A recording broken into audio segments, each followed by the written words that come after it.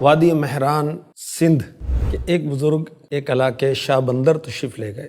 جس گاؤں میں یہ بزرگ ٹھہرے ہوئے تھے اس کے ایک طرف اونٹوں کے چلانے کی، کیملز کے چلانے کی آواز آئی۔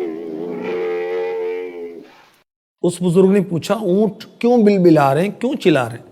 بتایا گیا کہ قریب ہی ایک گاؤں ہے، وہاں کا حاکم بڑا ظالم ہے۔ اگر اس گاؤں میں اونٹ غلطی سے آ جاتے ہیں تو وہ ظالم شخص اونٹوں کی ٹانگوں اور دموں پر کپڑوں کے گولے بنا کر اس میں آگ لگا دیتا ہے اور اونٹ جلنے کی تکلیف سے بلبلا رہے ہیں۔ جب اونٹ بلبلاتے ہیں تو وہ ظالم شخص خوش ہوتا ہے۔ بزرگ کو یہ بات سن کر بڑا دکھ ہوا، اونٹوں پر رحم آیا۔ انہوں نے ایک شعر پڑھا، اس کا مطلب یہ تھا کہ یہ محل غارت ہوں، اونٹوں کے خیمے آباد ہوں، شتربانوں کے خیمے آباد ہوں، میں اونٹنیوں کے دودھ کو کبھی نہیں بھول سکتا۔ شتربان یعنی اونٹ والے ہمیشہ آباد رہیں اور ظالم دودھ کو ترسے۔ کہا بیٹو جاؤ، کچھ دن کے بعد یہ ظالموں کے محل ویران ہوں گے، اونٹوں کے بیٹھنے کی جگہ بنیں گے۔ کچھ ہی دن نہ گزرے تھے، جو بزرگ نے کہا وہی ہوا، ظالموں کا گاؤں ویران ہو گیا اور وہ گاؤں اونٹوں کی بیٹھنے کی جگہ بنا۔ وہ بزرگ کون تھے؟ وہ تھے سچے صوفی صادق ولی کامل، مشہور شاعر حضرت شاہ عبداللطیف بھٹائی رحمۃ اللہ تعالی علیہ۔ آپ کی ولادت ہوئی 1101 سنی ہجری میں، 1689 سنی عیسوی میں۔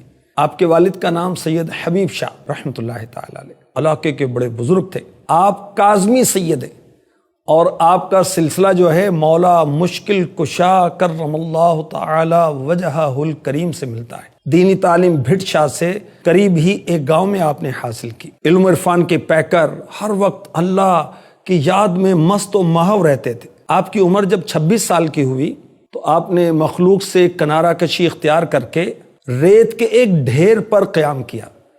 سندھی زبان میں ریت کے ٹیلے کھاؤ بھٹ چاندان، یعنی سندھی زبان میں ریت کے ٹیلے کو بھٹ کہتے ہیں۔ تو اب وہ جگہ مشہور ہوئی بھٹ شاہ کے نام سے۔ آپ نے وہاں پر 43 سال قیام کیا۔ آپ کا ساز و سامان کیا تھا؟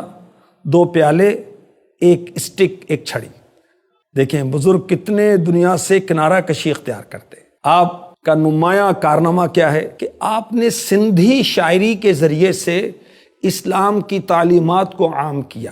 آپ نے امن و محبت کا پیغام دیا، انسان دوستی کا پیغام دیا، غریبوں کے درد کی عکاسی کی، آپ نے تصوف کو بیان کیا۔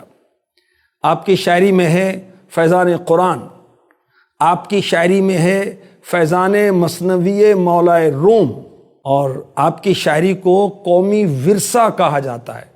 سندھ بھر میں آپ کی شاعری مشہور ہے، بلکہ آپ کی شاعری دنیا بھر میں مشہور ہے۔ آپ کے مجموعہ کلام کو شاہ جو رسالو، شاہ کا رسالہ کہا جاتا ہے۔ آپ کا وصال ہوا 1165 سنی ہجری میں، 1755 سنی عیسوی میں۔ عمر کتنی پائی؟ 63 ایئرز، 63 سال۔